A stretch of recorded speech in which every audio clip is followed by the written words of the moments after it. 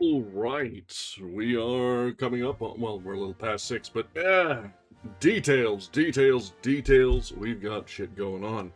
So, let's settle in and get comfortable. Not too comfortable, gotta watch your fingers around today. And we'll see what we have going tonight.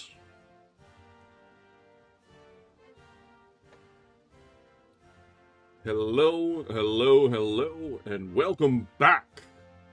Tonight, we are having a bit of a divergence from our usual scheduled content, because, as you may have noticed, there's fireworks and shit going on outside. It's a mystery for the ages. So, for those of us stateside, happy July 4th, happy Independence Day. And let's have a bit of a reminder that while things aren't necessarily going in a positive direction, in fact, the backslide is going on with increasing intensity.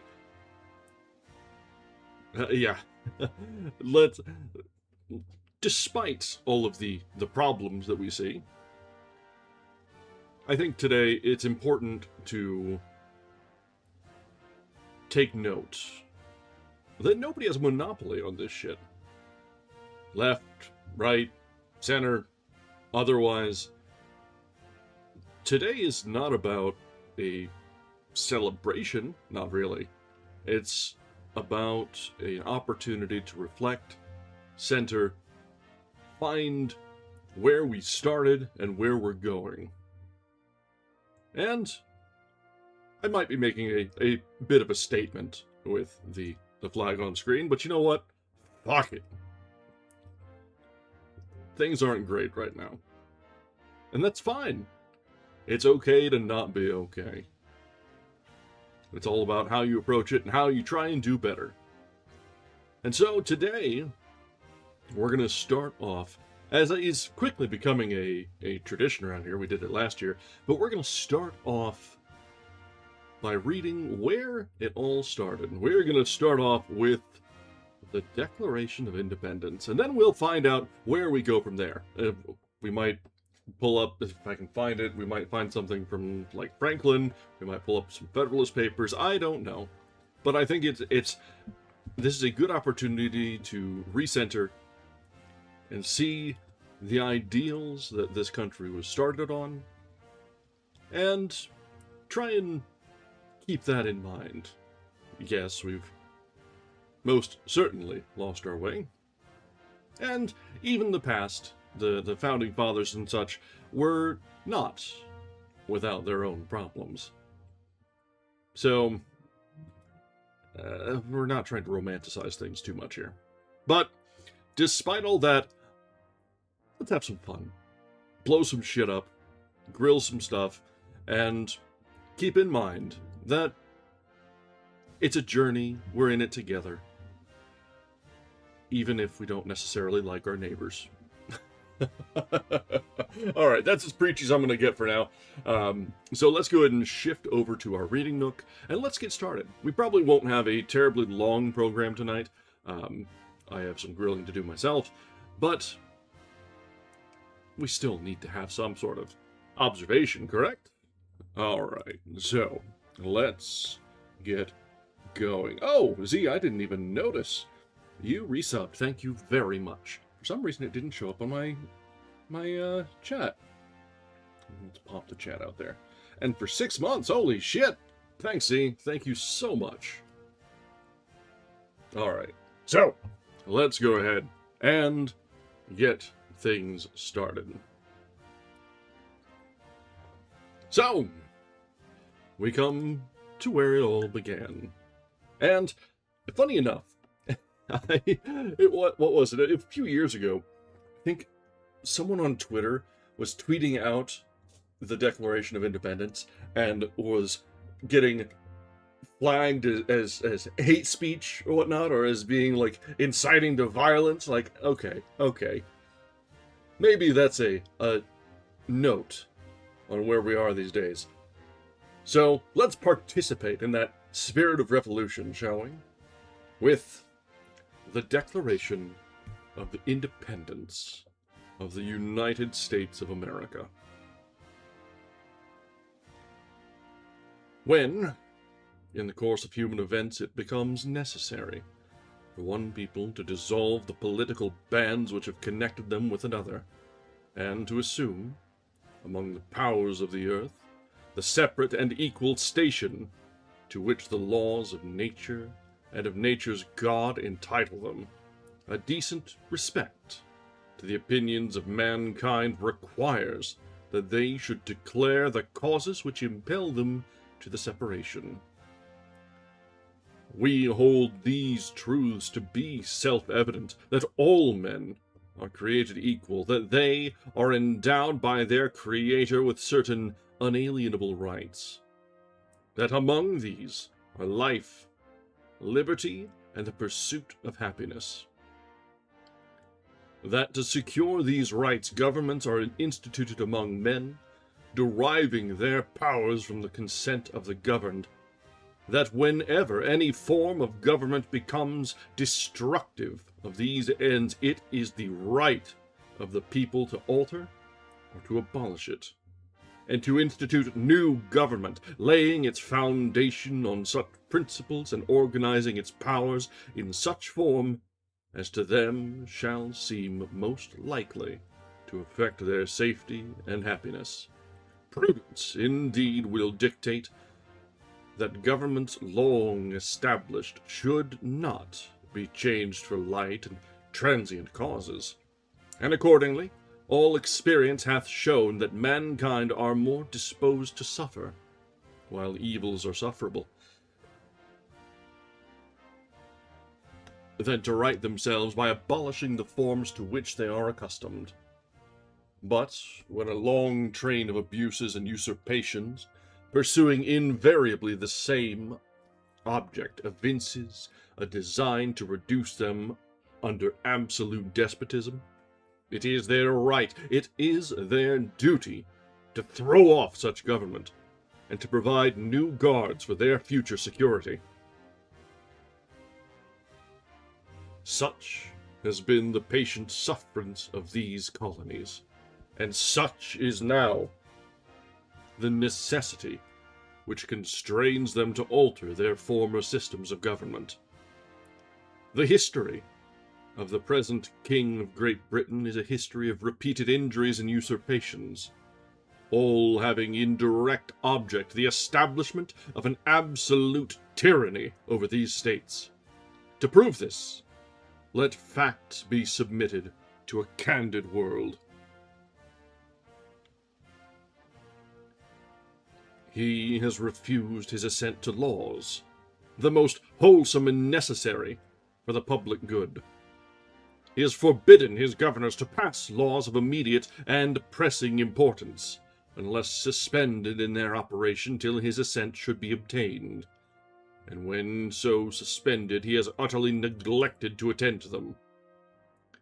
He has refused to pass other laws for the accommodations of large districts of people, unless those people would relinquish their right of representation in the legislature, a right inestimable to them, and formidable to tyrants only.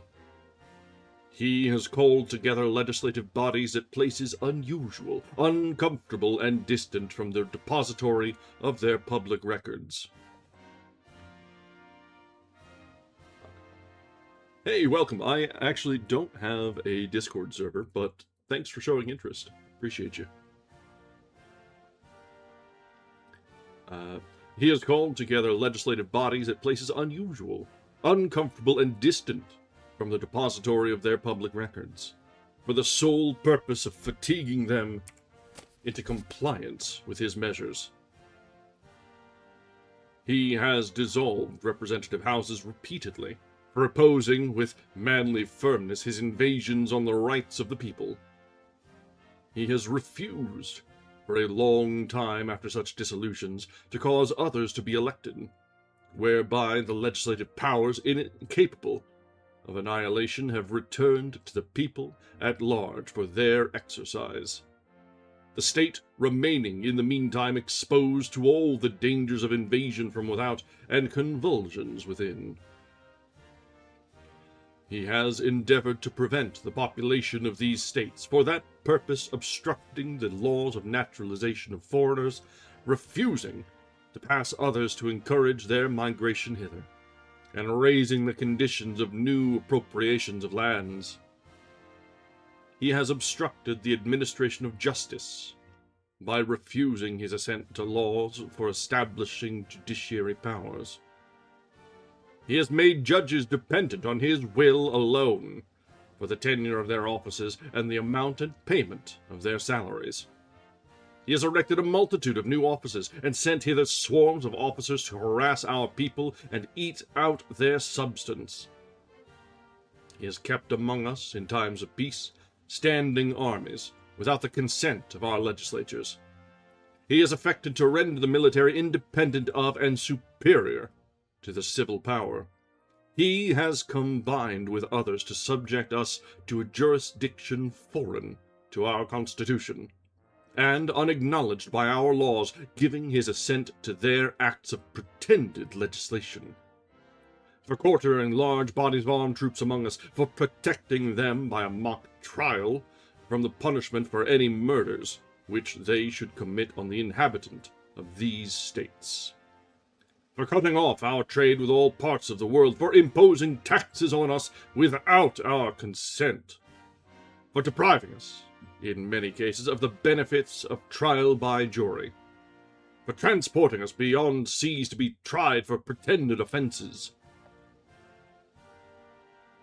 for abolishing the free system of English laws in a neighboring province, establishing therein an arbitrary government, and enlarging its boundaries so as to render it at once an example and fit instrument for introducing the same absolute rule into these colonies, for taking away our charters, abolishing our most invaluable laws, and altering fundamentally the forms of our governments, for suspending our own legislatures, and declaring themselves invested with power to legislate for us, in all cases whatsoever.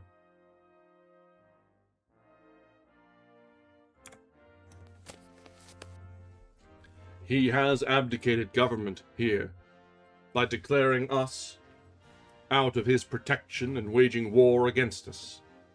He has plundered our seas, ravaged our coasts, burnt our towns, and destroyed the lives of our people. He is, at this time, transporting large armies of foreign mercenaries to complete the works of death, desolation, and tyranny, already begun with circumstances of cruelty and perfidy scarcely paralleled in the most barbarous ages, and totally unworthy of the head of a civilized nation.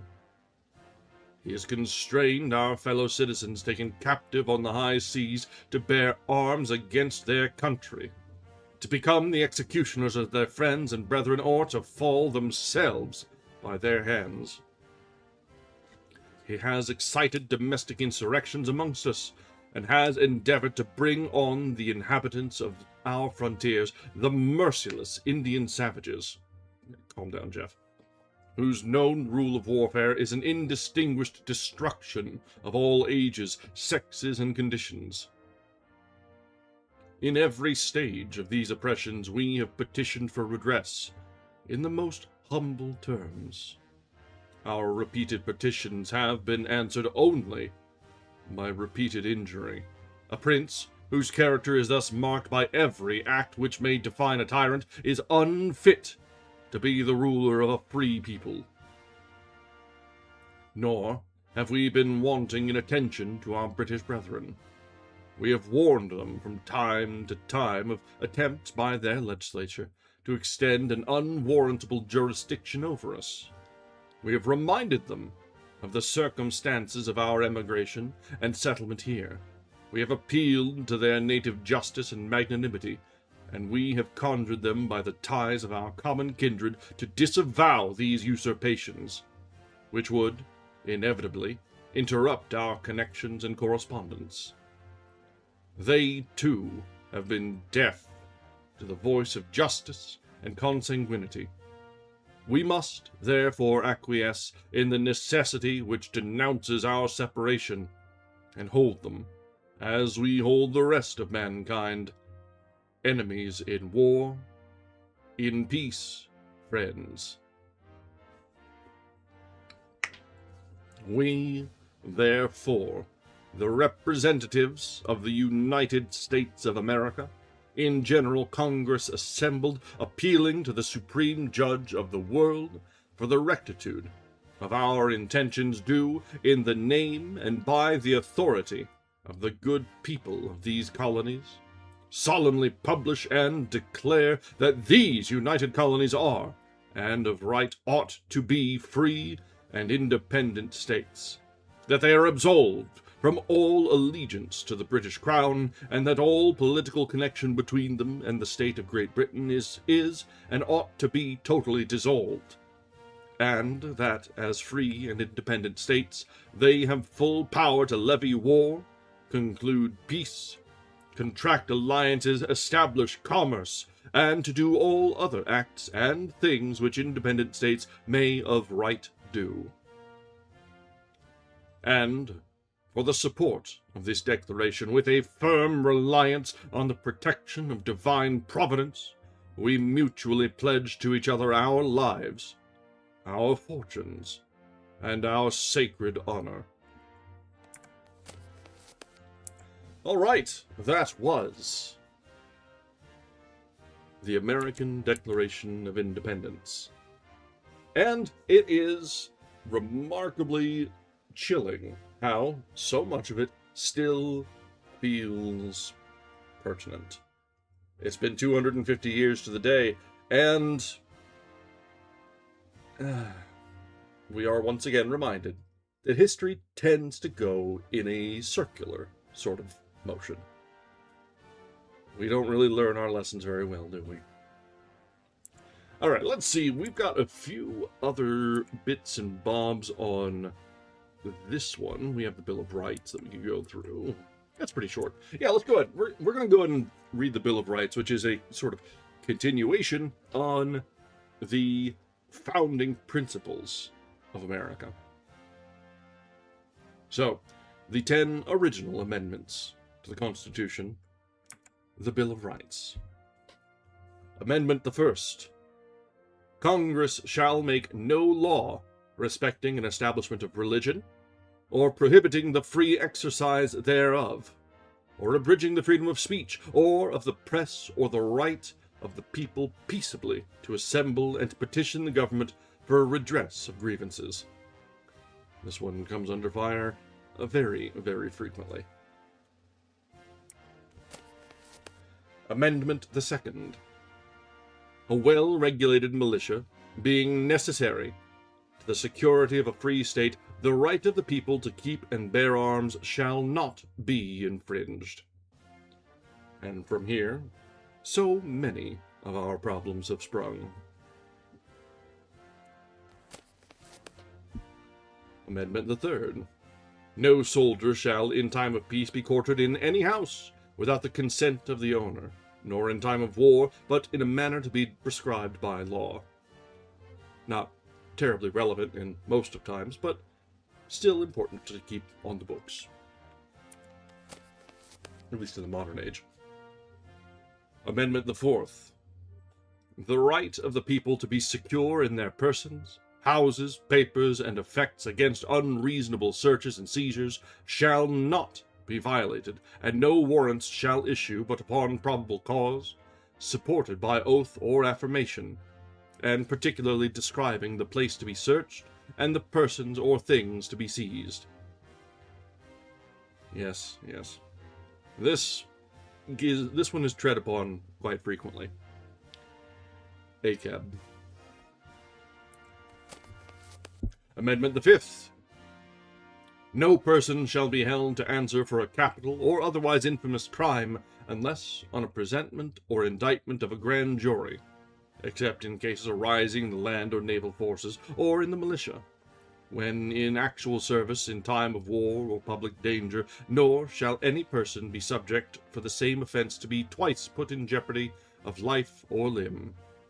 nor shall be compelled in any criminal case to be a witness against himself, nor to be deprived of life, liberty, or property without due process of law, nor shall private property be taken for public use without just compensation.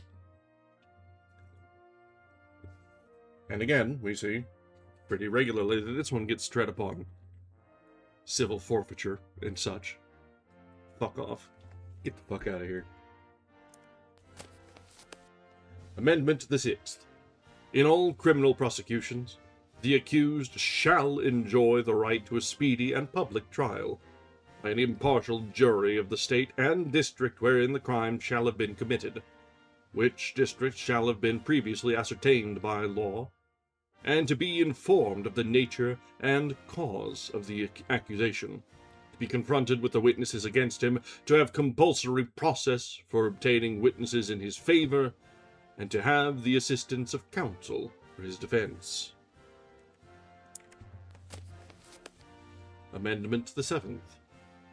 In suits at common law, where the value in controversy shall exceed $20, times have changed, the right of trial by jury shall be preserved, and no fact tried by a jury shall be otherwise re-examined in any court of the United States than according to the rules of the common law. Amendment the 7th. Excessive bail shall not be required, nor excessive fines imposed, nor cruel and unusual punishments inflicted. Excessive is up to debate, and very subjective. Amendment the 9th.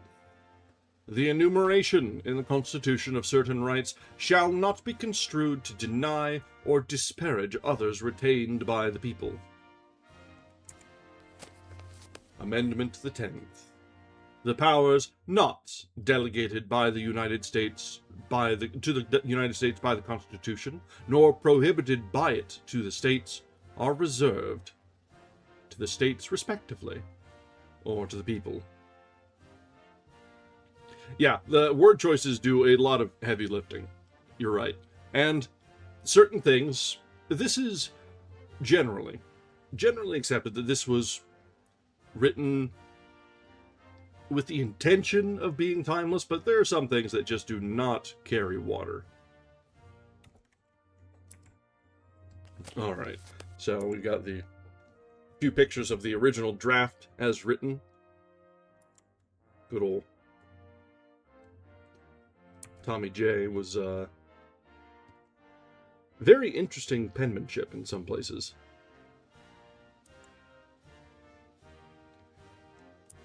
It's nice to see the thought process going on with the editing there.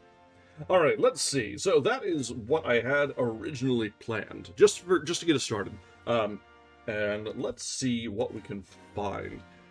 We can either do some Federalist Papers, which are also foundational, or we can take a, let me see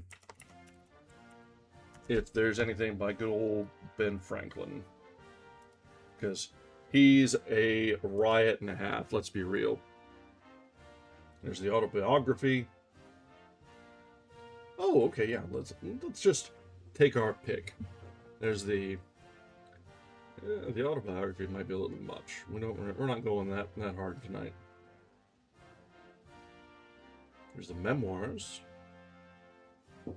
Complete works in philosophy, politics, and morals of the late Dr. Benjamin Franklin, Volume 1 of 3.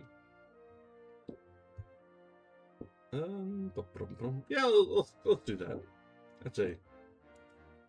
Let's see how old Ben was thinking.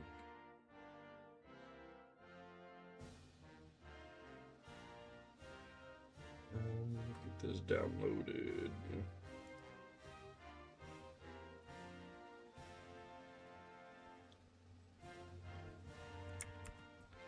And dropped into the appropriate folder and added to,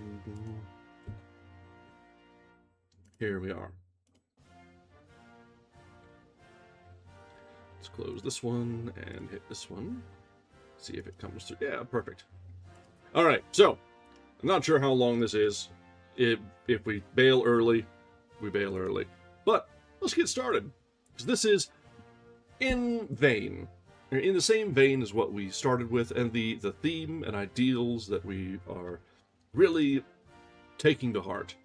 So, Ben Franklin is generally considered, obviously, one of the founding fathers. He was never really in public office, but he was very important to the impressionable young states. And as well, he's probably one of the least objectionable of the founding fathers. Didn't have a whole lot of controversy, aside from having very peculiar, for the time, tastes. But you know what? Old Ben's a man after my old heart.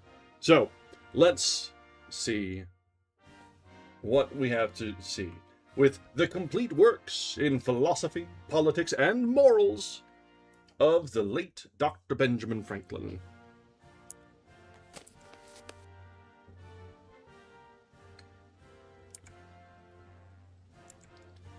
Okay, there's a lot of intro here. Come on, where are we? An advertisement. Okay, I don't need the advertisement. Okay. Introductory letter. This is not a fantastically formatted. There we go. Oh. Good lord. Okay. Here we are. This seems to be where we start. For real. Life of Dr. Benjamin Franklin. You know what? These were letters by old Ben. All right. No, this is contents. Okay.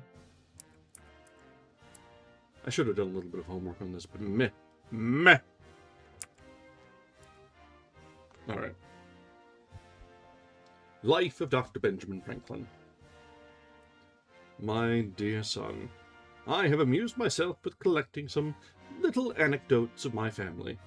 You may remember the inquiries I made when you were with me in England, among such of my relations as were then living, and the journey I undertook for that purpose. To be acquainted with the particulars of my parentage and life, many of which are unknown to you, I flatter myself, will afford the same pleasure to you as to me. I shall relate them upon paper. It will be an agreeable employment of a week's uninterrupted leisure, which I promise myself during my present retirement in the country. There are also other motives which induce me to the undertaking. From the bosom of poverty and obscurity, in which I drew my first breath and spent my earliest years, I have raised myself to a state of opulence, and to some degree of celebrity in the world. A constant good fortune has attended me through every period of life to my present advanced age, and my descendants may be desirous of learning what were the means of which I made use, and which, thanks to the assisting hand of Providence, have proved so eminently successful. They may also, should they ever be placed in a similar situation, derive some advantage from my narrative.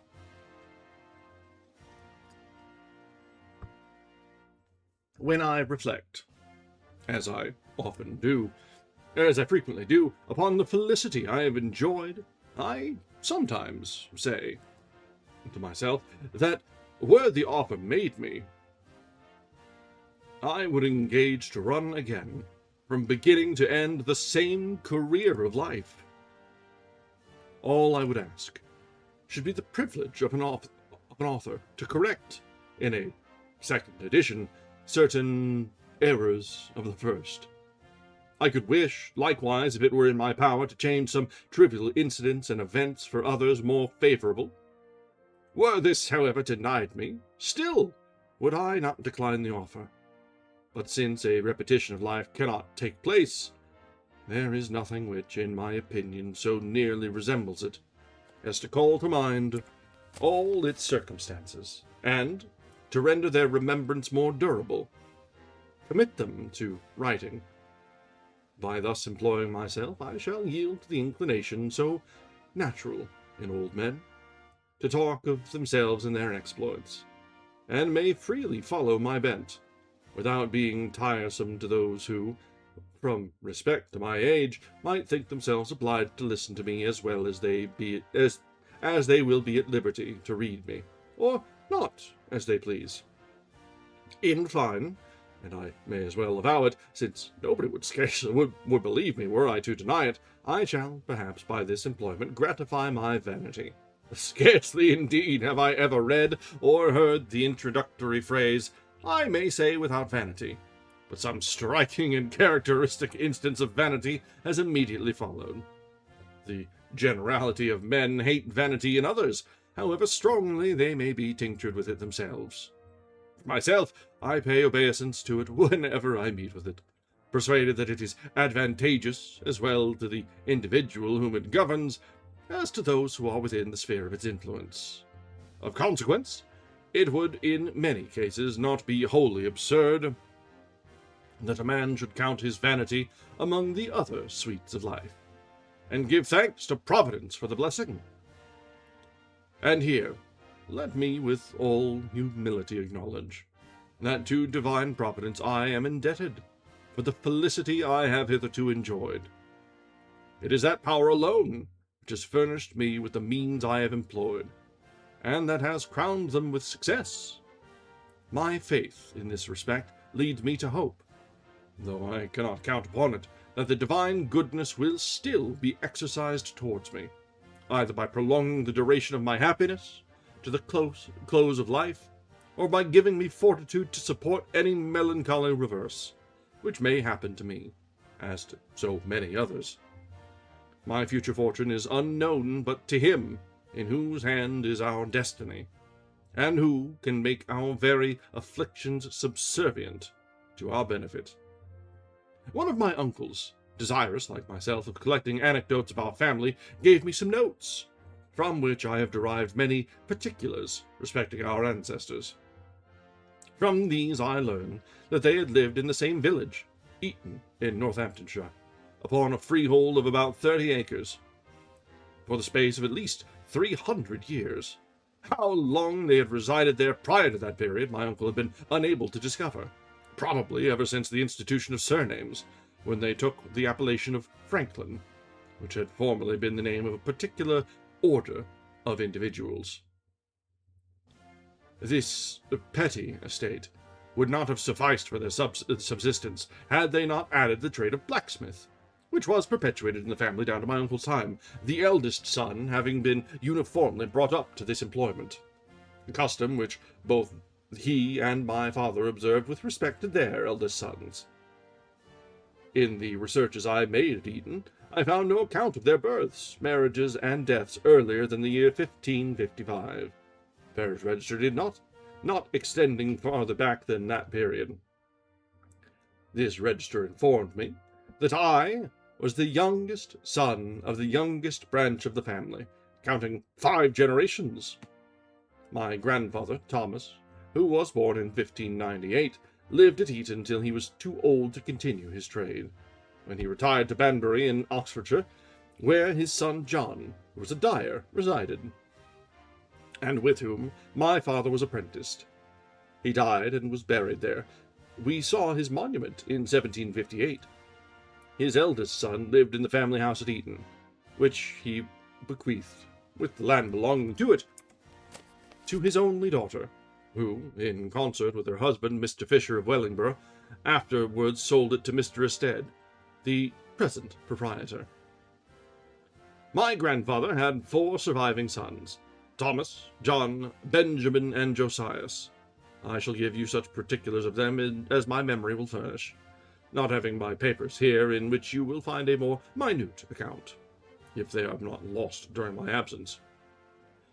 Thomas had learned the trade of a blacksmith under his father, but, possessing a good natural understanding, he improved it by study, at the solicitation of a gentleman of the name of Palmer, who was at that time the principal inhabitant of the village, and who encouraged, in like manner, all my uncles to cultivate their minds.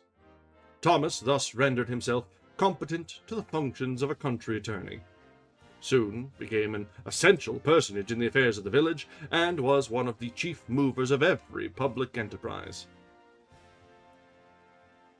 But, please, get the hell out of here.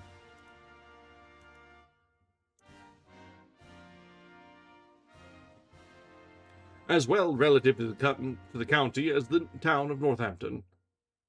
A variety of remarkable incidents were told us of him at Eton. After enjoying the esteem and patronage of Lord Halifax, he died January 6th, 1702, precisely 4 years before I was born. The recital that has made us of his life and character by some aged persons of the village struck you, I remember, as extraordinary, from its analogy to what you knew of myself. Had he died, said you, just 4 years later, one might have supposed a transmigration of souls. John, to the best of my belief, was brought up to the trade of a wool dyer. Benjamin served his apprenticeship in London as a silk dyer. He was an industrious man, I remember him well, for while I was a child he joined my father at Boston, and lived for some years in the house with us. A particular affection had always subsisted between my father and him, and I was his godson. He arrived to a great age. He left behind him 2 quarto volumes of poems in manuscript, consisting of little fugitive pieces addressed to his friends.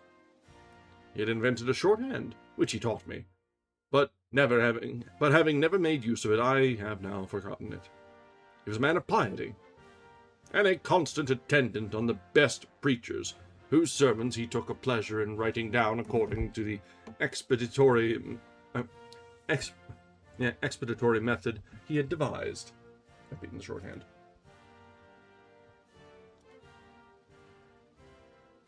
Many volumes were thus collected by him. He was also extremely fond of politics, too much so, perhaps, for his situation.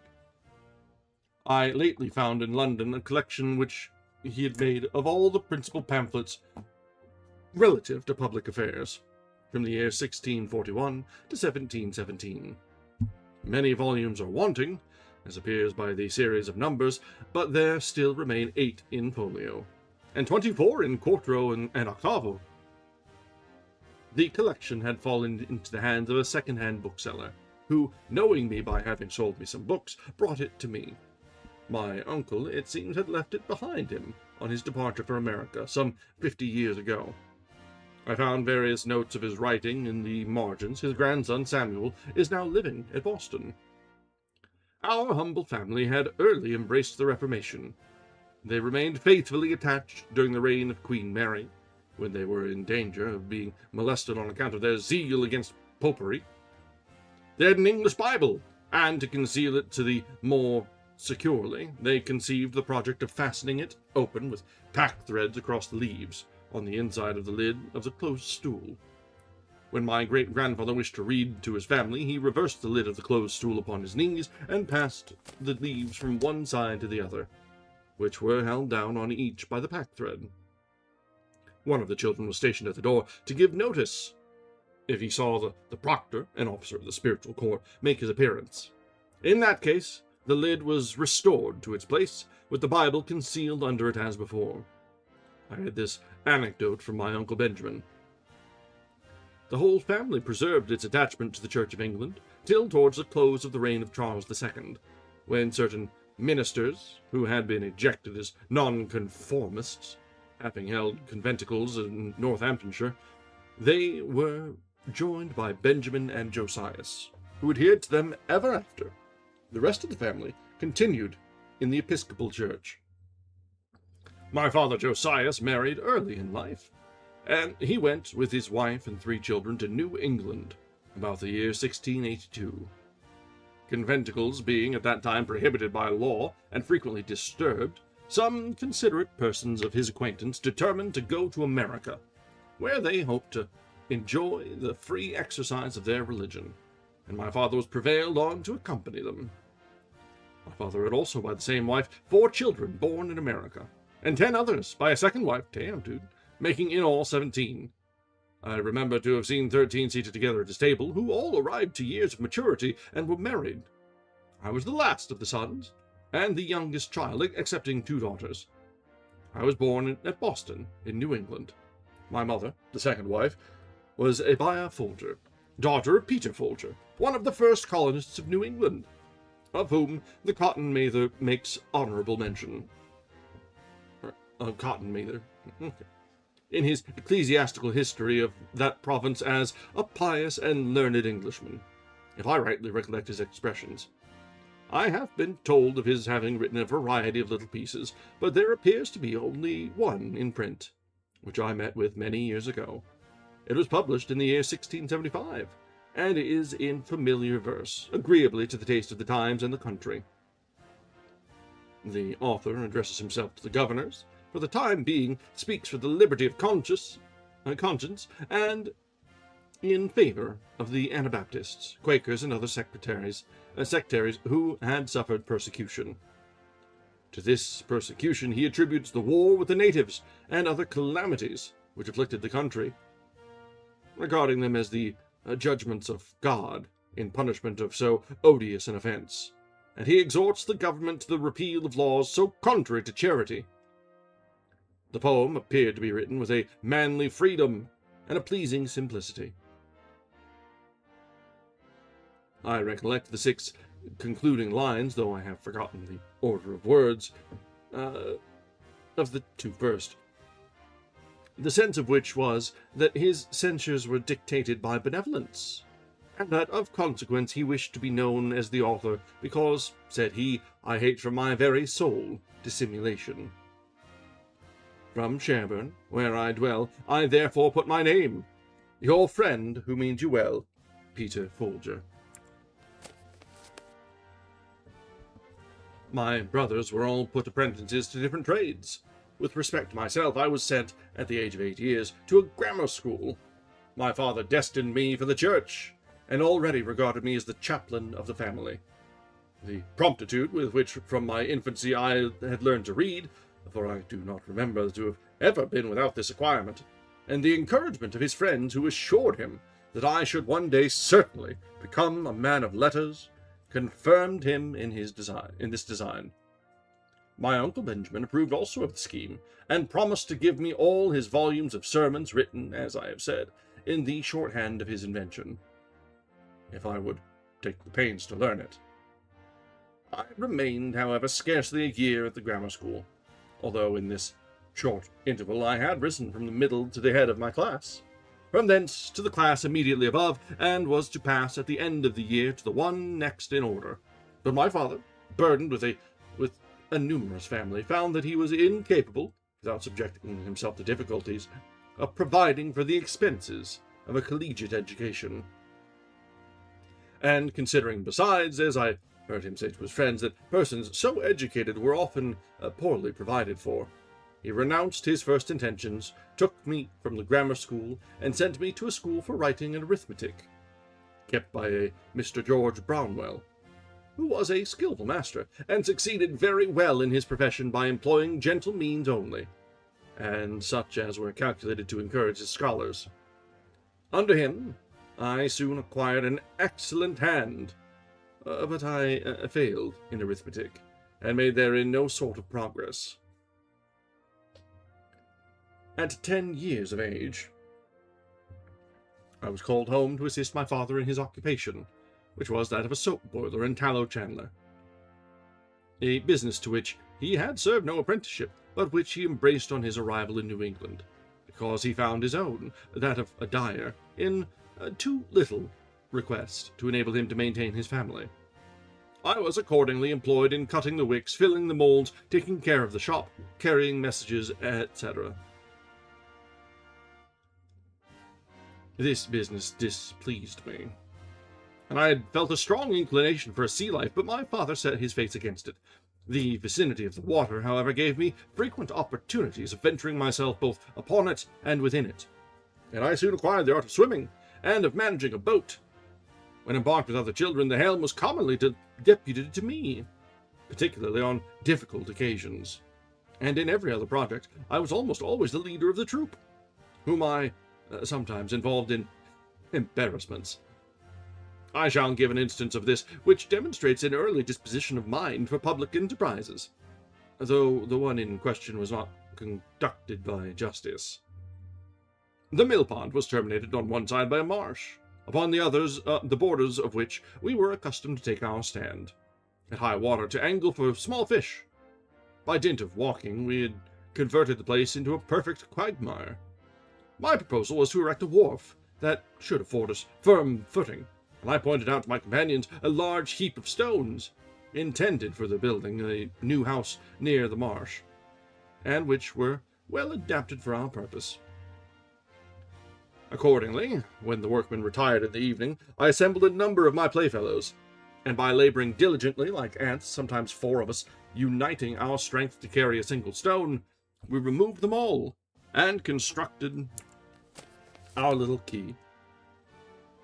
The workmen were surprised the next morning at not finding their stones which had been conveyed to our wharf. Inquiries were made respecting the authors of this conveyance. We were discovered. Complaints were exhibited against us, and many of us underwent correction on the part of our parents. And though I strenuously defended the utility of the work, my father at length convinced me that nothing which was not strictly honest could be useful. It will not perhaps be uninteresting to you to know that what a sort of man my father was. He had an excellent constitution. He was of a middle size, but well made and strong, and extremely active in whatever he undertook. He designed with a degree of neatness, and knew a little of music.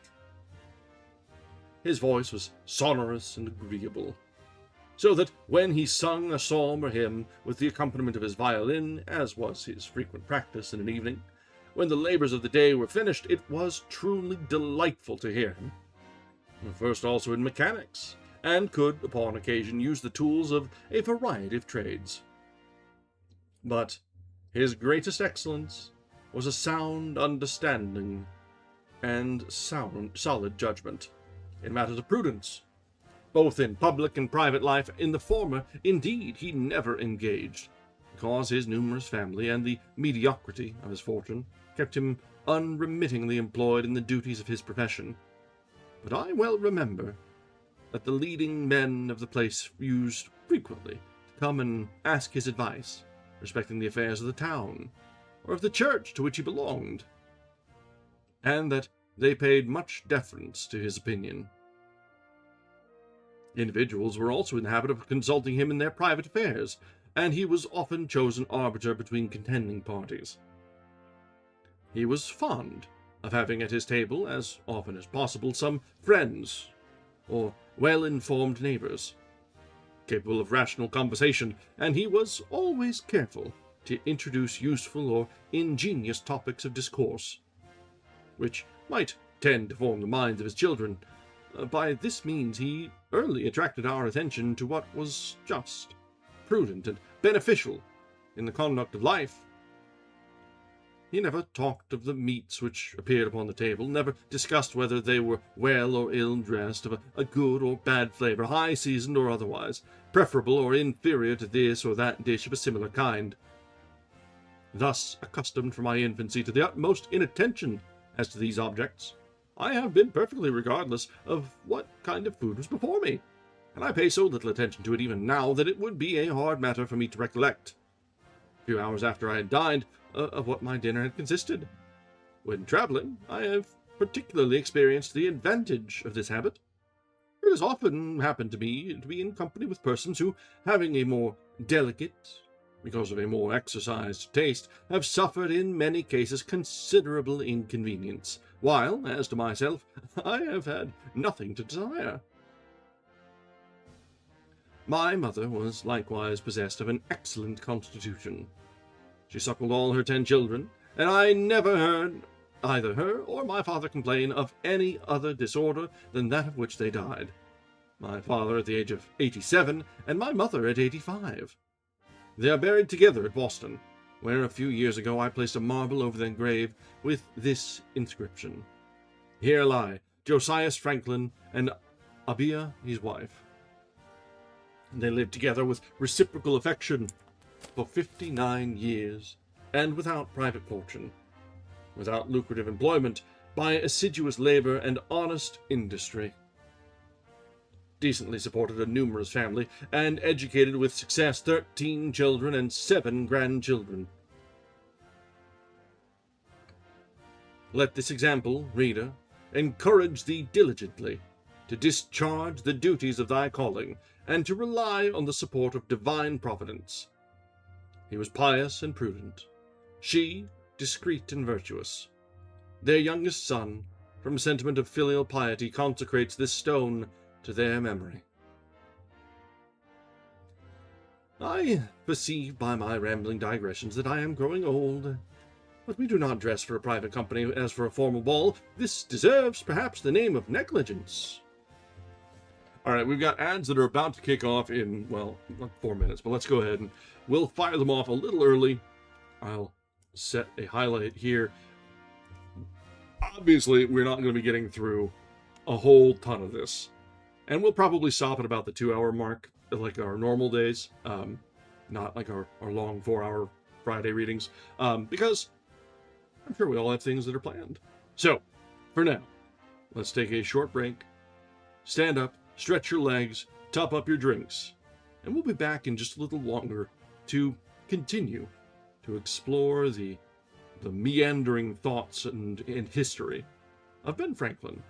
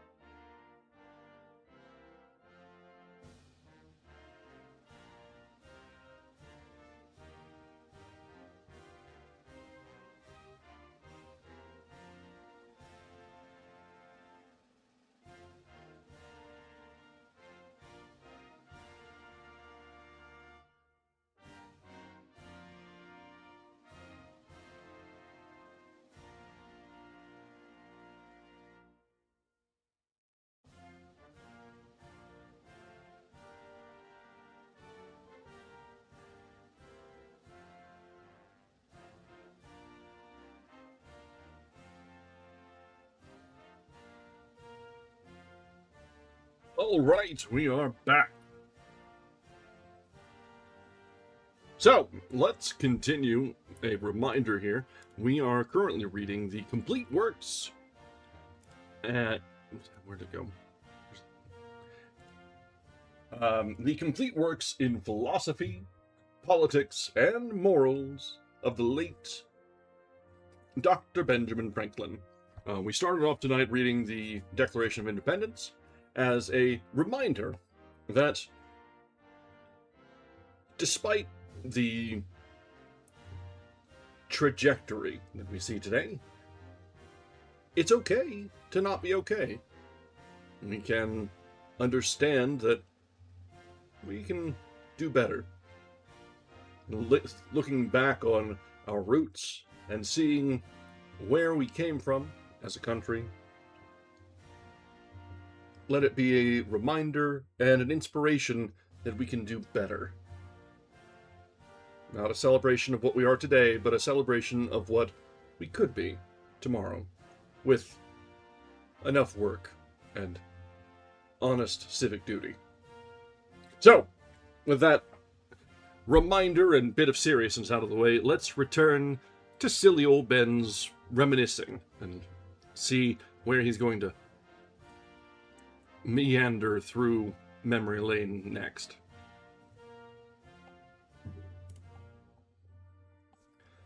I perceive by my rambling digressions that I am growing old, but we do not dress for a private company as for a formal ball. This deserves perhaps the name of negligence.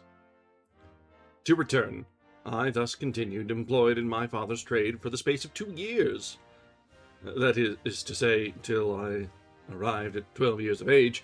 About this time, my brother John, who had served his apprenticeship in London, having quitted my father and being married and settled in business on his own account at Rhode Island, I was destined, to all appearance, to supply his place and be a candlemaker all my life. But my dislike of this occupation continuing, my father was apprehensive that, if a more agreeable one were not offered to me, I might play the truant and escape to sea, as to his extreme mortification my brother Josias had done. He therefore took me sometimes to see masons, coopers, braziers, joiners, and other mechanics, employed at their work in order to discover the bent of my inclination, and fix it, if he could, upon some occupation that might retain me on shore. I have since, in consequence of these visits, derived no small pleasure from seeing skillful workmen handle their tools, and it has proved of considerable benefit to have acquired thereby sufficient knowledge to be able to make little things for myself.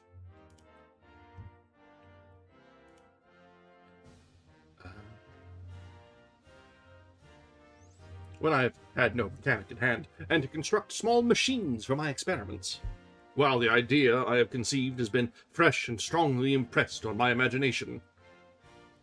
My father at length decided that I should be a cutler, and I was placed for some days upon trial with my cousin Samuel, son of my Uncle Benjamin, who had learned this trade in London, and had established himself at Boston.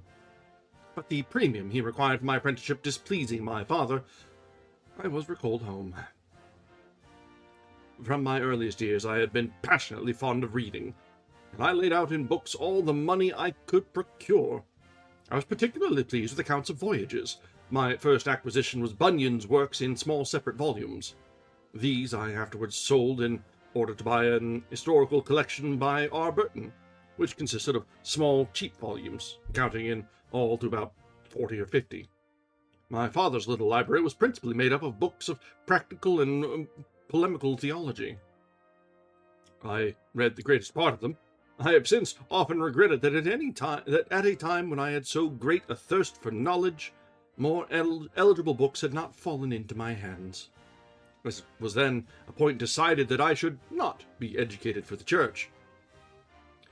There was also among my father's books Plutarch's Lives, in which I read continually, and I still regard as advantageously employed the time I devoted to them. I found besides a work of Defoe's, entitled An Essay on Projects, from which, perhaps, I derived impressions that have since influenced some of the principal events of my life. My inclination for books at last determined my father to make me a printer, though he had already a son in that profession. My brother had returned from England in 1717 with a press and types in order to establish a printing house at Boston. This business pleased me much better than that of my father, though I had still a predilection for the sea. To prevent the effects which might result from this inclination, my father was impatient to see me engaged with my brother.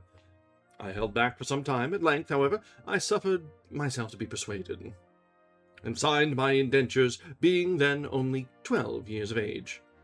It was agreed that I should serve as an apprentice to the age of 21, and should receive journeyman's wages only during the last year. In a very short time I made great proficiency in this business, and became very serviceable to my brother. I had now an opportunity of procuring better books. The acquaintance I necessarily formed with booksellers' apprentices enabled me to borrow a volume now and then, which I never failed to return punctually and without injury. How often has it happened to me to pass the greater part of the night in reading by my bedside, when the book has been lent me in the evening and was to be returned in the next morning, lest it might be missed or wanted.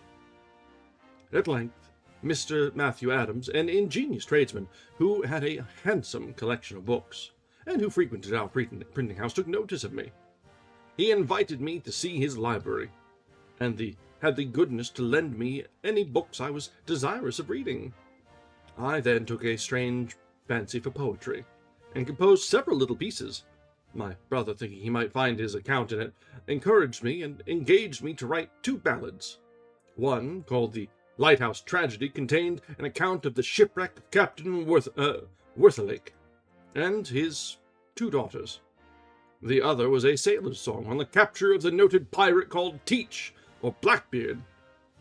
They were wretched verses in point of style, mere blind men's ditties. When printed, he dispatched me about the town to sell them. The first had a prodigious run, because the event was recent, and had made a great noise. My vanity was flattered by this success, but my father checked my exultation by ridiculing my productions and telling me that versifiers were always poor. I thus escaped the misfortune of being a very wretched poet. But as the faculty of writing prose has been of great service to me in the course of my life, and principally contributed to my advancement, I shall relate by what means, situated as I was, I acquired the small skill I possess in that way. There was in the town another young man, a great lover of books, of the name John Collins, with whom I was intimately connected. We frequently engaged in dispute, and were indeed so fond of argumentation that nothing was so agreeable to us as a war of words. This contentious temper, I would observe by the by, is in danger of becoming a very bad habit, and frequently renders a man's company insupportable, as being no otherwise capable of indulgence than by an indiscriminate contradiction. Independently of the acrimony and discord it introduces into conversation, it is often productive of dislike, and even hatred, between persons to whom friendship is indispensably necessary. I acquired it by reading, while I lived with my father, books of religious controversy. I have since remarked that men of sense seldom fall into this error. Lawyers, fellows of universities, and persons of every profession educated in Edinburgh excepted. Collins and I fell one day into an argument, relative to the education of women, namely, whether it was proper to instruct them in the sciences, and whether they were competent to the study. Collins supported the negative, and affirmed that the task was beyond their capacity. I maintained the opposite opinion, a little, perhaps for the pleasure of disputing. He was naturally more eloquent than I, words flowed copiously from his lips, and frequently I thought myself vanquished, more by his volubility than by the force of his arguments. We separated without coming to an agreement upon this point, and as we were not to see each other again for some time, I committed my thoughts to paper, made a fair copy, and sent it to him. He answered, and I replied. 3 or 4 letters had been written by each, when my father chanced to light upon my papers and read them. Without entering into the merits of the cause, he embraced the opportunity of speaking to me upon my manner of writing. He observed that, though I had the advantage of my adversary in correct spelling and pointing, to which I owed to my occupation, I was greatly his inferior in elegance of expression, in arrangement, and perspicuity. Of this he convinced me by several examples. I felt the justice of his remarks, became more attentive to language, and resolved to make every effort to improve my style. Amidst these resolves, an odd volume of The Spectator fell into my hand. This was a publication I had never seen. I bought the volume and read it again and again. I was enchanted with it. I thought the style excellent and wished it were in my power to imitate it. With this view, I selected some of the papers, made short summaries of the sense of each period, and put them for a few days aside. I then, without looking at the book, endeavored to restore the essays to their due form, and to express each thought at length as it was in the original. Employing the most appropriate words that occurred to my mind, I afterwards compared my Spectator with the original. I perceived some faults, which I corrected, but I found that I wanted a fund of words, if I may so express myself, and a facility of recollecting and employing them, which I thought I should by that time have acquired, had I continued to make verses. The continual need of words of the same meaning, but of different lengths for the measure, or of different sounds for the rhyme, would have obliged me to seek for a variety of synonyms, and have rendered me master of them. From this belief I took some of the tales of the Spectator, and turned them into verse. And, after a time, when I had sufficiently forgotten them, I again converted them into prose. Sometimes, also, I mingled all my summaries together, and a few weeks after endeavored to arrange them in the best order before I attempted to form the periods and complete the essays. This I did with a view of acquiring method in the arrangement of my thoughts. On comparing afterwards my performance with the original, many faults were apparent, which I corrected, but I had sometimes the satisfaction to think that, in certain particulars of little importance, I had been fortunate enough to improve the order in thought or the style, and this encouraged me to hope that I should succeed, in time, in writing decently in the English language, which was one of the great objects of my ambition.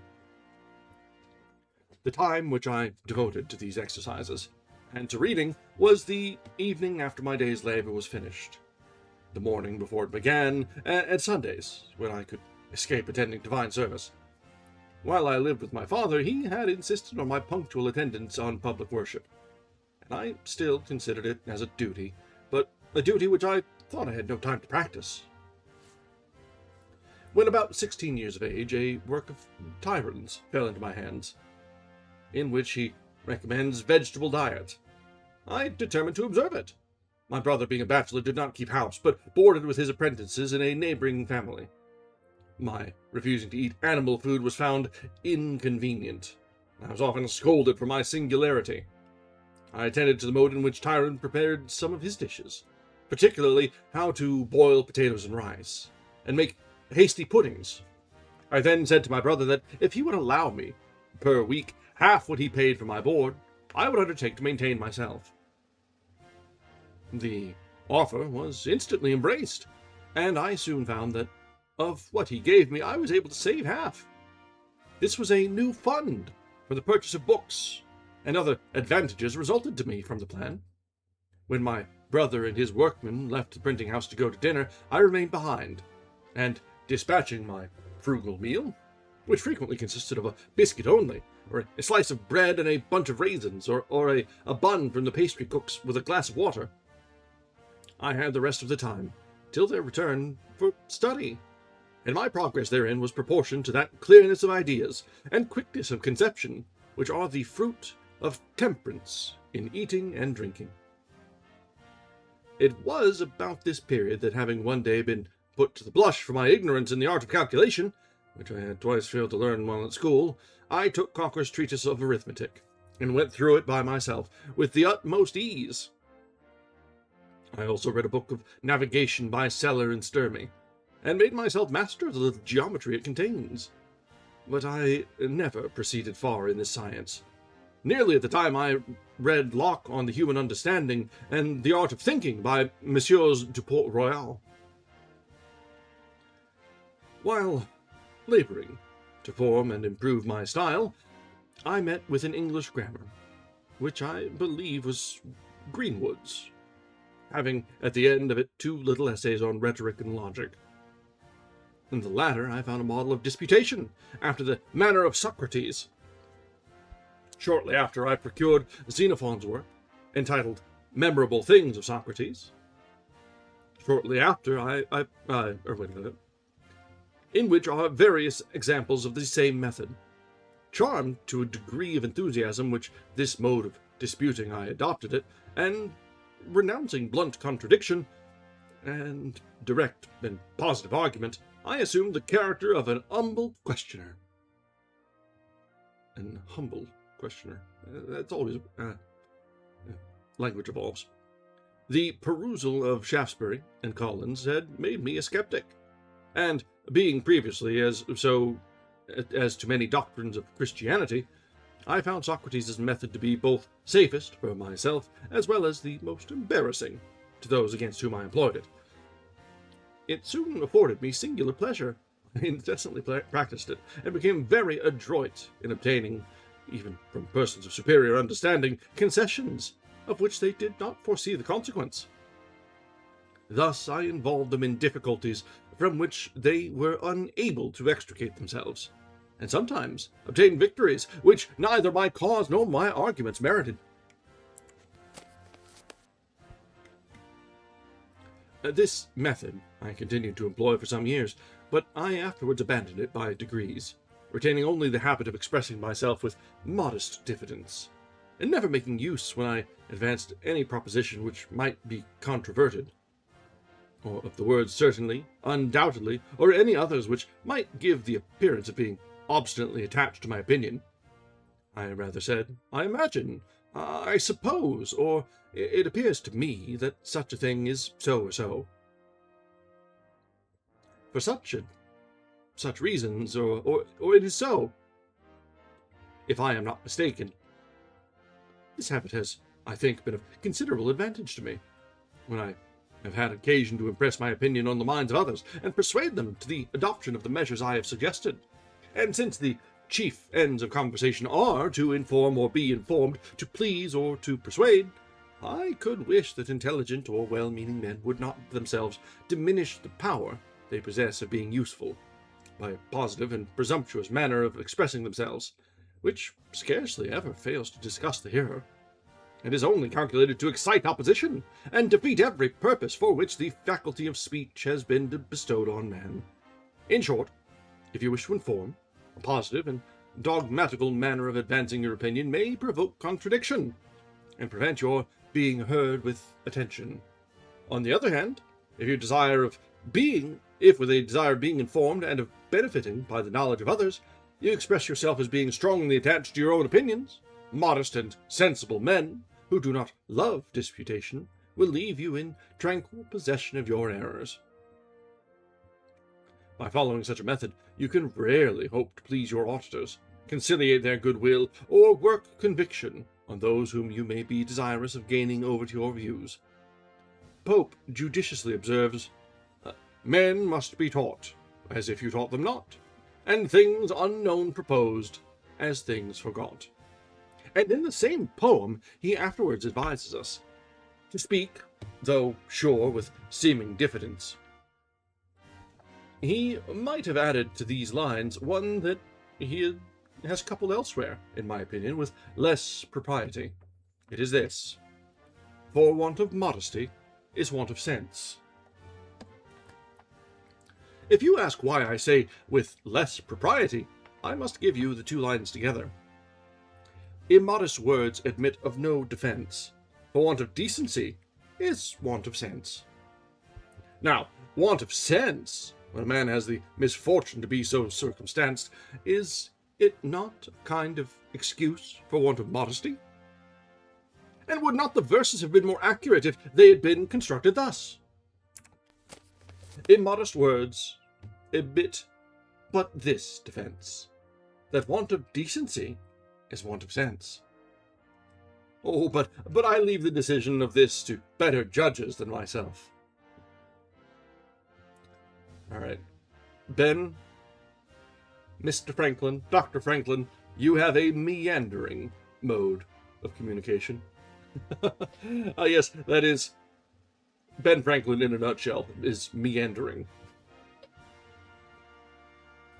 In 1720 or 1721, my brother began to print a new public paper. It was the second that made its appearance in America, and was entitled The New England Courant. The only one that existed before was the Boston Newsletter.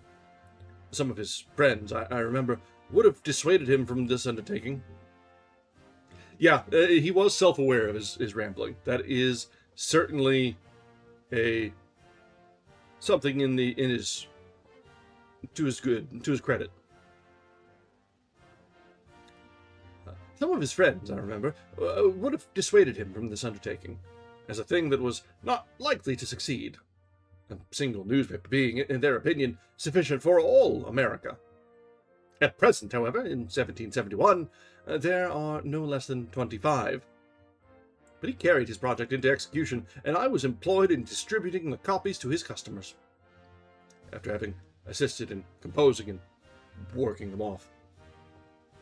Among his friends, he had a number of literary characters, who, as an amusement, wrote short essays for the paper, which gave it reputation and increased the sale. These gentlemen frequently came to our house. I heard the conversation that passed, and the accounts they gave of the favorable reception of their writings with the public. I was tempted to try my hand among them, but, being still a child as were, I was fearful that my brother might be unwilling to print in his paper any performance of which he should know me to be the author. I therefore contrived to disguise my hand, and having written an anonymous piece, I placed it at night under the door of the printing house, where it was found the next morning. My brother communicated it to his friends when they came as usual to see him, who read it, commented upon it within my hearing, and I had the exquisite pleasure to find that it met with their approbation, and that in the various conjectures they made respecting the author, no one was mentioned who did not enjoy a high reputation in the country for talents and genius. I now supposed myself fortunate in my judges, and began to suspect that they were not such excellent writers as I had hitherto supposed them. Be this as it may, encouraged by this little adventure, I wrote and sent to press in the same way many other pieces, which were equally approved, keeping the secret till my slender stock of information and knowledge for such performances was pretty completely exhausted, when I made myself known. My brother, upon this discovery, began to entertain a little more respect for me, but he still regarded himself as my master, and treated me as an apprentice. He thought himself entitled to the same services from me as from any other person. On the contrary, I conceived that in many instances he was too rigorous, and that, on the part of a brother, I had a right to expect greater indulgence. Our disputes were frequently brought before my father, and either my brother was generally wrong, or I was the better pleader of the two, for judgment was commonly given in my favor. But my brother was passionate, and often had recourse to blows, a circumstance which I took in very ill part. This severe and tyrannical treatment contributed, I believe, to imprint on my mind that aversion to arbitrary power, which, during my whole life, I have ever preserved. My apprenticeship became insupportable to me, and I continually sighed for an opportunity of shortening it, which at length unexpectedly offered.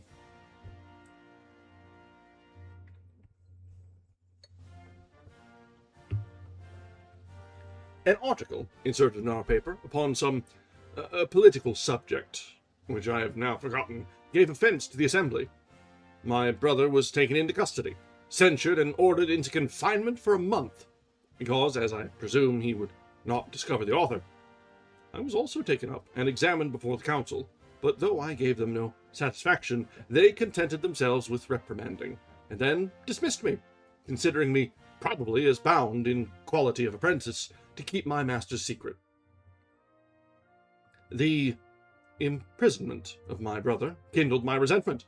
Notwithstanding our private quarrels, during its continuance, the management of the paper was entrusted to me, and I was bold enough to insert some pasquinades against the governors, which highly pleased my brother, while others began to look upon me in an unfavorable point of view, considering me as a young wit inclined to satire and lampoon. My brother's enlargement was accompanied with an arbitrary order from the House of the Assembly that James Franklin should no longer print the newspaper entitled The New England Courant. In this conjuncture, we held a consultation of our friends at the printing house in order to determine what was proper to be done. Some proposed to evade the order by changing the title of the paper, but my brother, foreseeing inconveniences that would result from this step, thought it better that it should be in future printed in the name of Benjamin Franklin. And to avoid the censure of the Assembly, who might charge him with still printing the paper himself under the name of his apprentice, it was resolved that my old indentures should be given up to me, with a full and entire discharge written on the back, in order to be produced upon an emergency, but that, to secure to my brother the benefit of my service, I should sign a new contract, which should be kept secret during the remainder of the term. This was a very shallow arrangement. It was, however, carried into immediate execution, and the paper continued, in consequence, to make its appearance for some months in my name.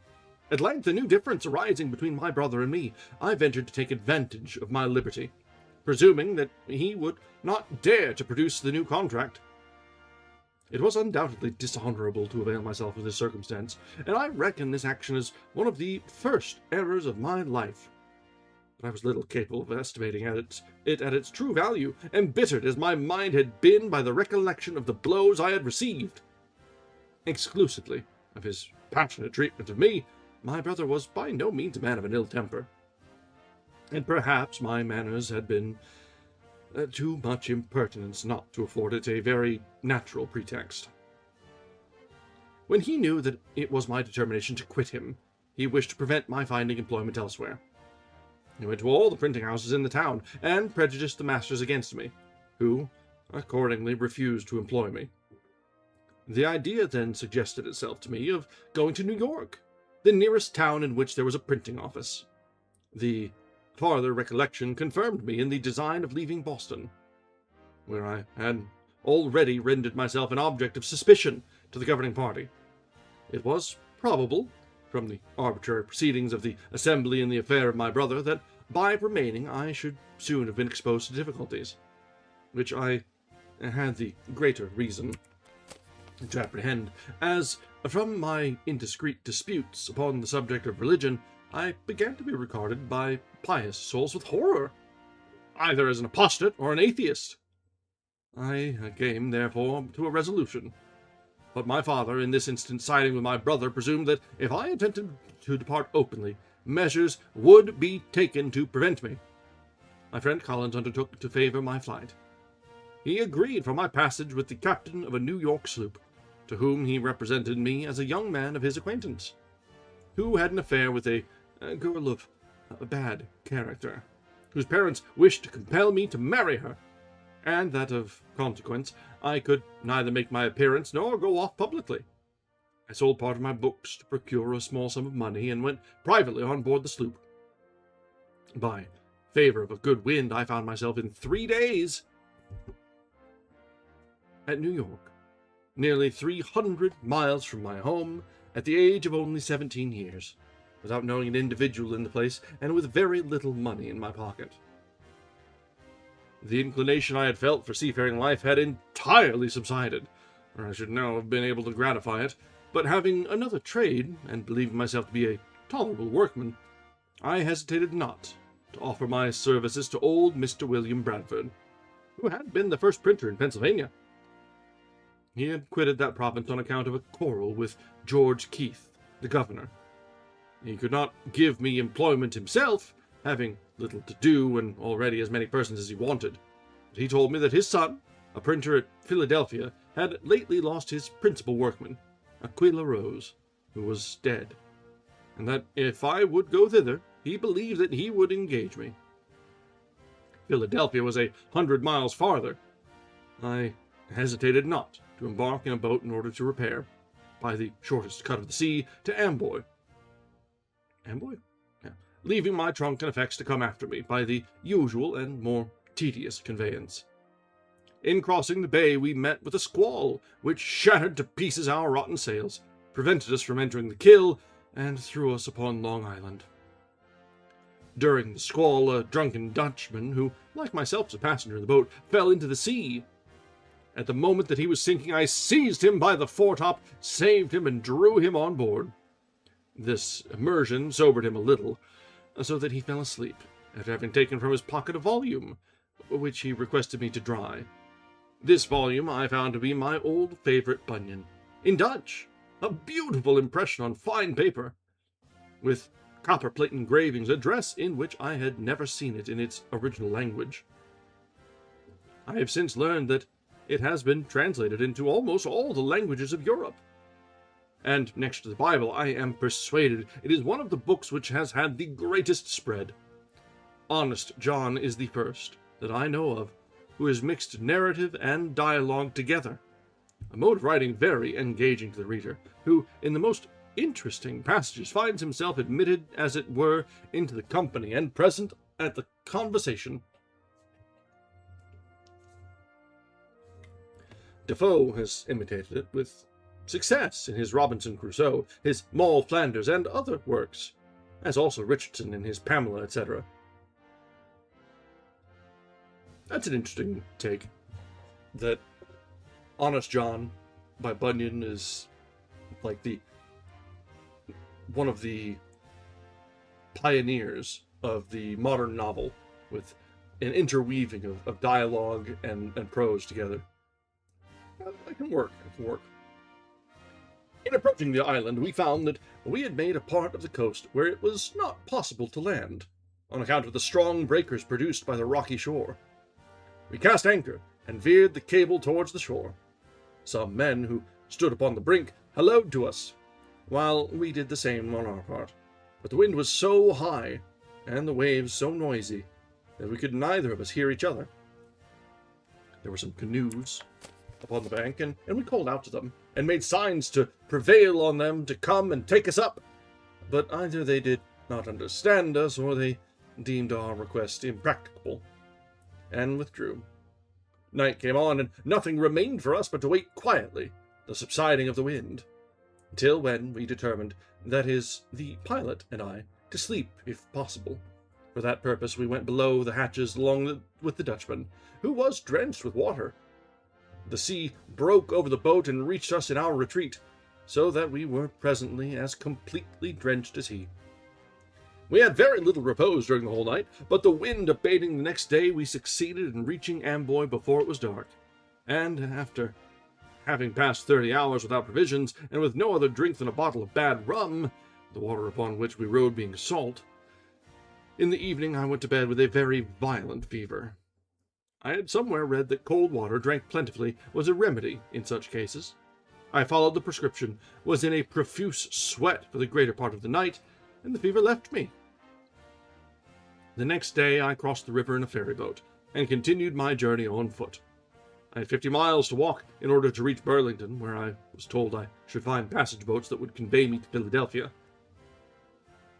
It rained hard the whole day, so that I was wet to the skin. Finding myself fatigued about noon, I stopped at a paltry inn, where I passed the rest of the day, and the whole night.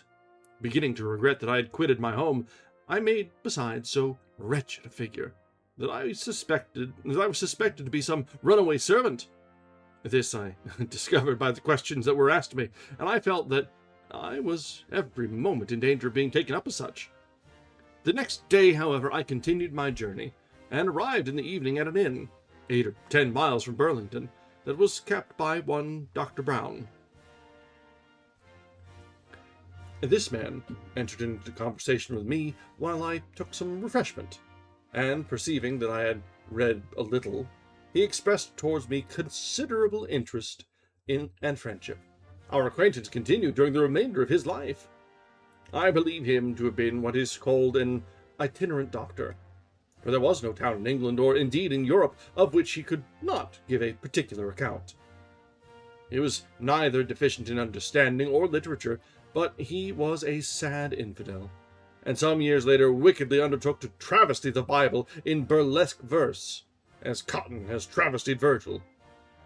He exhibited by this means many facts in a very ludicrous point of view, which would have been given umbrage to weak minds had his work been published, which it never was.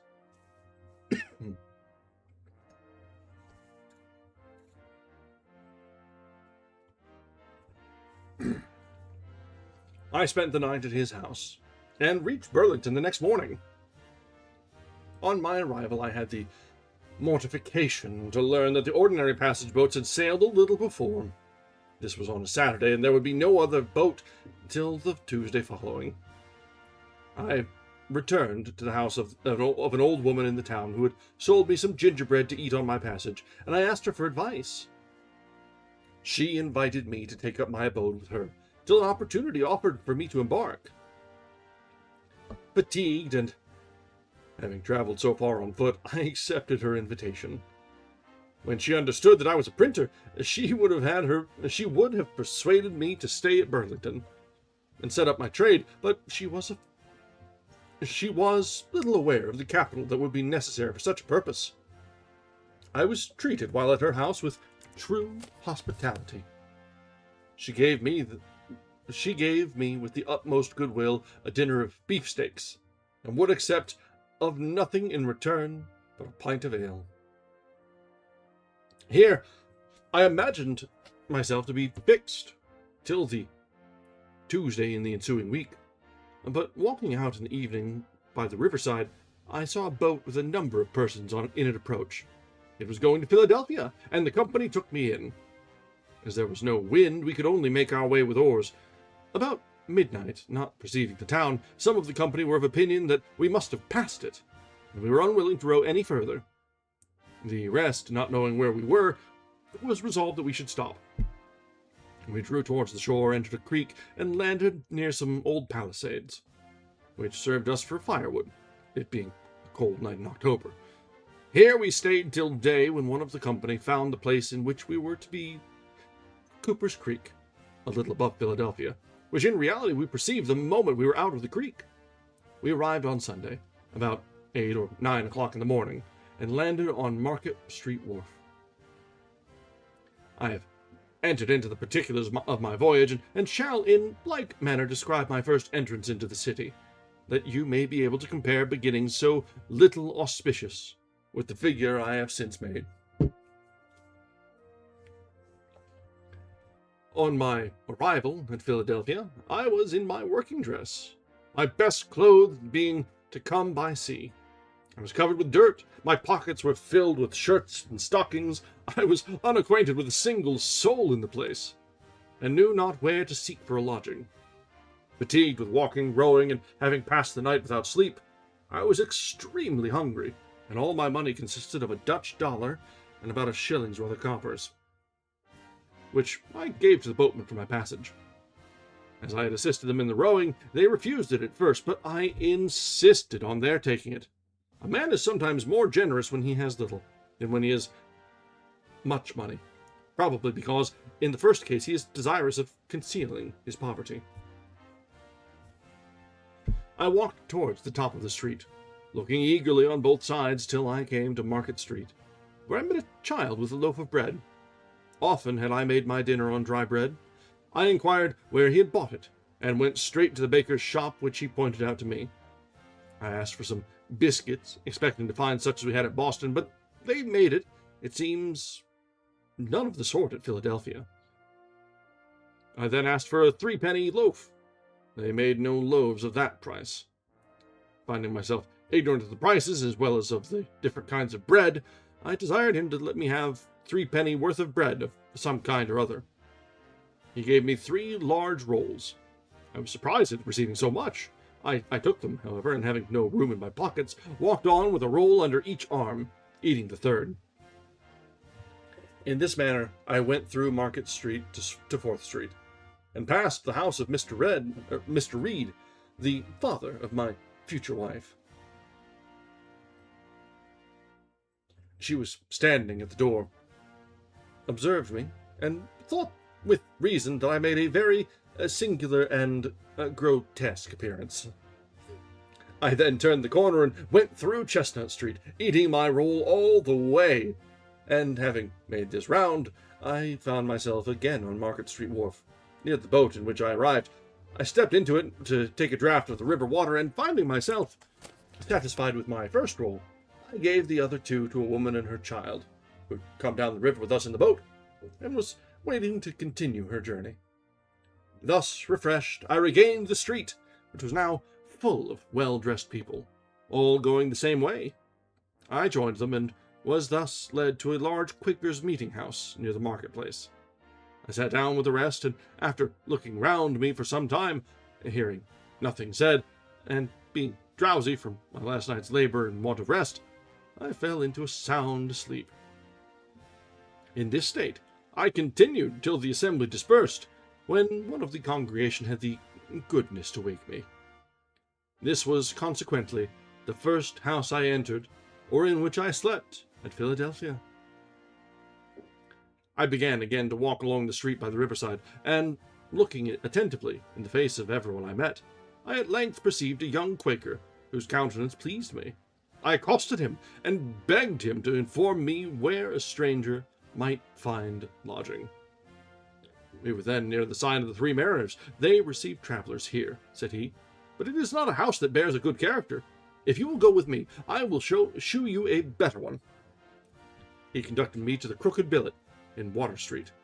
There I ordered something for dinner, and during my meal a number of curious questions were put to me, my youth and appearance exciting the suspicion of my being a runaway. After dinner my drowsiness returned, and I threw myself upon a bed without taking off my clothes, and slept till 6 o'clock in the evening, when I was called to supper. Afterwards, I went to bed at a very early hour, and did not awake till the next morning. As soon as I got up, I put myself in a decent trim as I could, and went to the house of Andrew Bradford the printer. I found his father in the shop, whom I had seen at New York. Having traveled on horseback, he had arrived at Philadelphia before me. He introduced me to his son, who received me with civility, and gave me some breakfast, but told me he had no occasion at present for a journeyman, having lately procured one.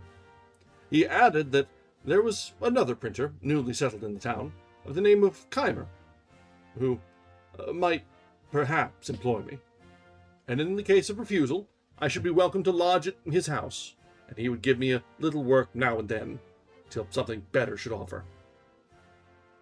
The old man offered to introduce me to the new printer.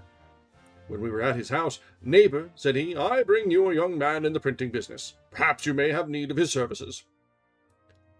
Keimer asked me some questions, put a composing stick in my hand to see how I could work, and then said that at present he had nothing for me to do, but that he should soon be able to employ me.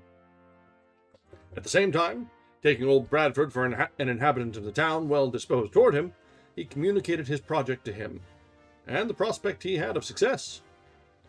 Bradford was careful not to discover that he was the father of the other printer, and from what Keimer had said, that he hoped shortly to be in possession of the greater part of the business of the town, led him by artful questions, and by starting some difficulties to disclose all his views, what his hopes were founded upon, and how he intended to proceed. I was present and heard it all. I instantly saw that one of the two was a cunning old fox, and the other a perfect novice. Bradford left me with Keimer, who was strangely surprised when I informed him who the old man was. I found Keimer's printing materials to consist of an old damaged press, and a small fount of worn-out English letters, with which he himself was at work on an elegy on Aquila Rose, whom I have mentioned above, an ingenious young man, and of an excellent character, highly esteemed in the town, secretary to the assembly, and a very tolerable poet. Keimer also made verses, but they were indifferent ones. He could not be said to write in verse, for his method was to set the lines as they flowed from his muse. And as he worked without copy, he had but one set of letter cases, and the elegy would probably occupy all his types. It was impossible for anyone to assist him. I endeavored to put his press in order, which he had not yet used, and of which, indeed, he understood nothing. And having promised to come and work off his elegy as soon as it should be ready, I returned to the house of Bradford, who gave me some trifle to do for the present, for which I had my board and lodging. In a few days, Keimer sent for me to print off his elegy. He had now procured another set of letter cases, and had a pamphlet to reprint, upon which he set me to work. The two Philadelphia printers appeared destitute of every qualification necessary in their profession. Bradford had not been brought up to it, and was very illiterate. Keimer, though he understood little of the business, was merely a compositor, and wholly incapable of working at the press. He had been one of the French prophets, and knew how to imitate their supernatural agitations.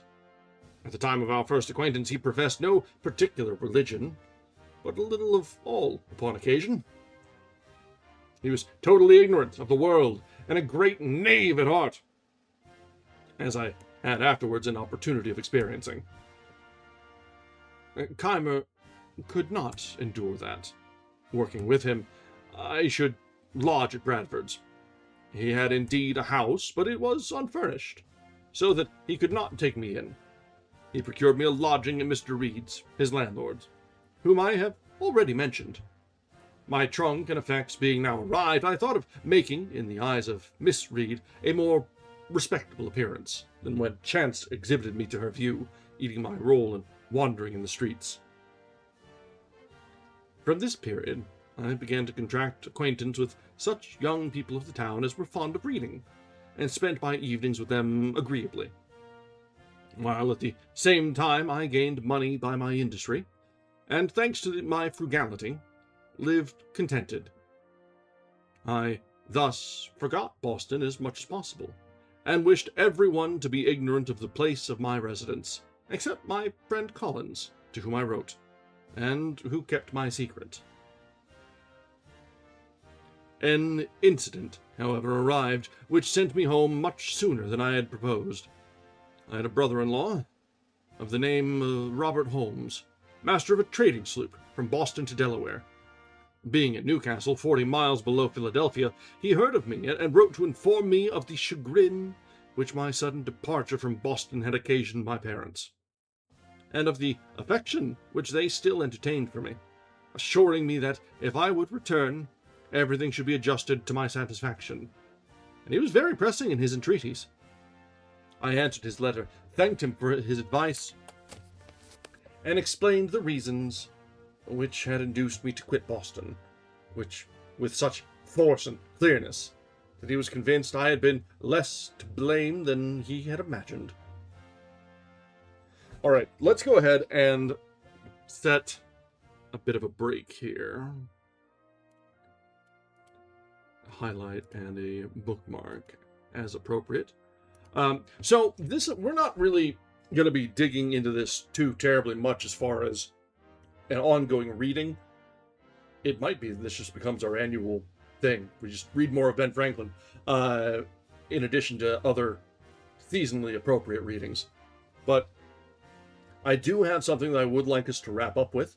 So let's go ahead and take a slight preemptive break here. I'll run ads, get them out of the way, and when we get back, we'll have one last reading, and a bit of a closeout. We'll have an early finish tonight, and we'll all break and go to our own appropriate festivities, such as they may be. I have some grilling to do. So, all right, let's be back in just a few minutes, and we'll wrap up tonight's reading when we return.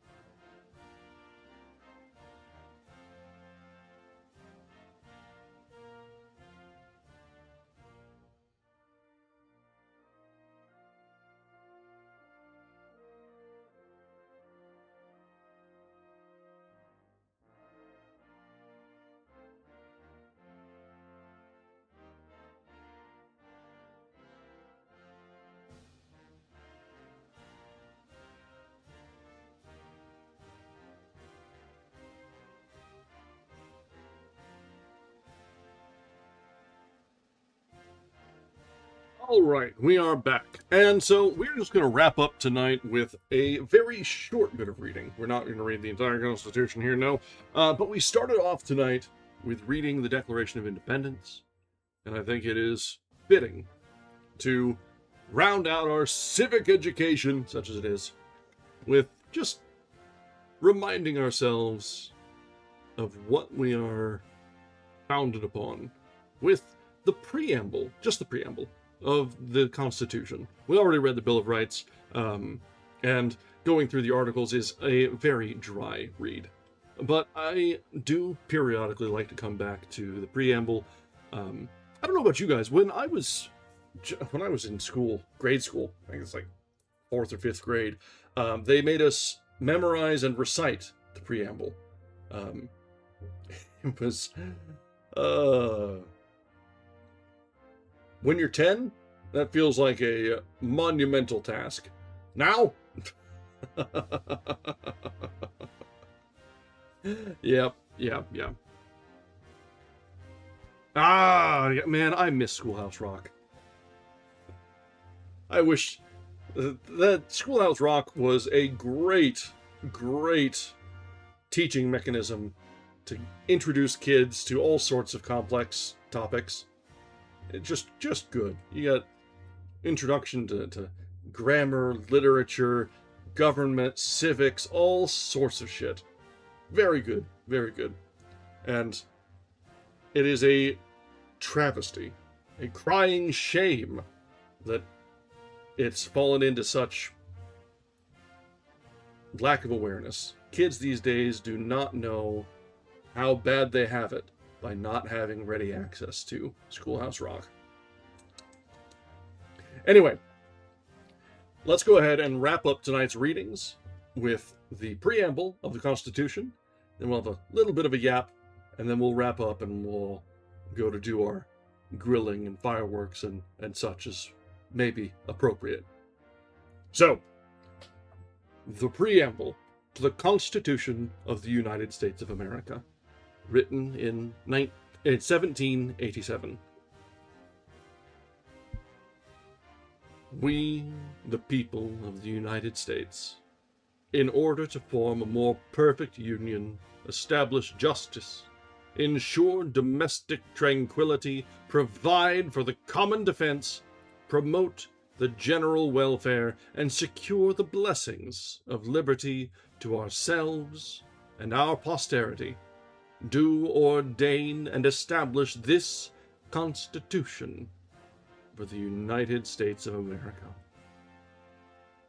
Straight, simple, to the point, nothing too fancy in this one.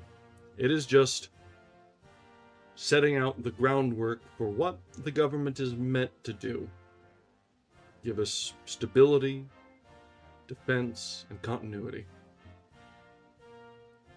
Promote general welfare and general liberty.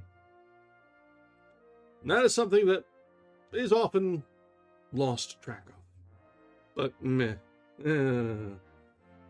I've griped enough, and we've had the flag flying upside down this whole time, so I think everyone knows my particular bent on these. Alright, let's go ahead and slide out of our reading nook, and we'll just wrap up for tonight with a little bit of a talk session, and we'll be back to normal starting tomorrow. Yeah, it might be familiar, just maybe. Protected by the First Amendment, you say. It's a very fine line, because there are certain folks who are trampling all over the First Amendment and several others at this very moment. I feel like I'm rather more protected by my status as a middle-aged cishet white man than by the First Amendment. But that's another thing entirely.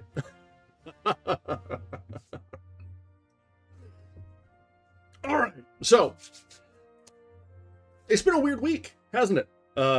Yesterday we broke our normal schedule, not entirely without reason. You may have noticed that we joined in. I do have the complexion for protection, indeed. Well, the Second Amendment is also the root of so many of America's problems. That's another thing. That's another argument entirely. I'm not to say that it shouldn't be there, but so much of the trouble we find ourselves in is rooted in that little sentence. But yeah, so yesterday we took part in Fanfic Friday with Slack and Mitz, or Slack and Witsy and Seeley, and had a lot of fun. And I think if they'll have me, we might make a somewhat regular habit of that, maybe once a month or so. So keep track on that. Whenever we do have one of those lined up, I'll continue to post it on Bluesky. It's just a nice change of pace. It's fun. They're good people. Today, obviously, we're in between projects on our unarchived reading. I'm not entirely sure where we'll go next on those. I have a few ideas. We've got a few series that we can continue, and a few other new things that we can start. So there's a couple favorites that I do want to bring up in our unarchived series. So we've got lots of room to play with. Tomorrow we'll be back to our normal schedule. We're going to return to reading Walt Whitman with Leaves of Grass. We're near to the end of that one. Probably just a couple more sessions. And so it's continues to be a lot of wins. Walt is very consistently a good guy, and his opinions are generally those that I share, which is great considering we're 200 years separated.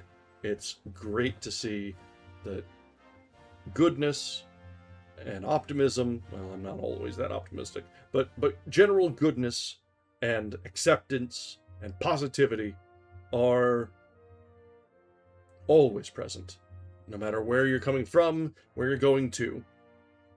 And then, as we were leading up to the 4th, it became more and more apparent that Whitman was a really good selection. Yes, the truly antiquated views from 200 years ago of sex positivity and openness and appreciation that love is love and all people have value. Crazy. I'm sure that he was a little ahead of his time and not really of the general accepted views, but you know what? I'll overlook the fact that he was going against the current there. Based old man has based good ideas. Thanks, Walt.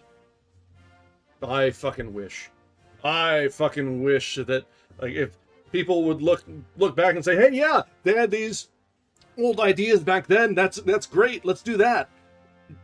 Conservatives pointing toward old traditions that should be conserved and preserved and carried on into the future, but they pick all the wrong lessons. Oh no. Ugh. I know it's the 4th, and it's very easy to get political, as attested by what you see on screen. So let's just say, as a reminder, as we wrap up, do you Americans can read? Yeah. Can they type? Sorry. But yeah, let's have a reminder that sure it was. Sure. Let's have a reminder that no one has a monopoly on patriotism or the community of spirit that makes up we as a people. Remember also, there is a fine distinction between patriotism and nationalism. One of them is a beneficial force. The other can get right fucked. Yeah. So, on the principles that we were founded upon, the welcoming of the other, the community growing together strong, the idea that we can always do better. We can grow and be that shining city on a hill. We may have gotten a little tarnished in recent years, but that's nothing to say that tarnish can't be polished off. So, let's remember that it's an ongoing effort. It's our civic duty to participate and do what we can to make our home a better place. All right, that is all the preaching you're going to get from me tonight. So, let's wrap up. Let's go fire up the grills. I've got some brats to do, fire up. Got some fireworks to light up. Well, I'm not lighting them up. I'll just be sitting on the balcony and watching other people do it. But in any case, thanks for joining us tonight in this 4th of July special. Chinese food is always fucking a great idea. I don't care what holiday it is. It's just fucking good. I usually do Chinese food on Christmas. So, I got you. Hey, there you go. little post-apocalyptic dystopia there is also very relevant. Bringing to mind the what-if scenarios. All right, guys, let's go ahead and break here. As always, thank you for joining us, and we'll be back tomorrow at our normal time, right about now, actually, for our standard schedule. Until then, have a wonderful evening. Thank you very much. Now, let's see if there's anyone we can raid into tonight, and if not, we're just going to wrap. It's not really a big deal. So, is anybody reading tonight? Just a quick look. Not seeing a whole lot.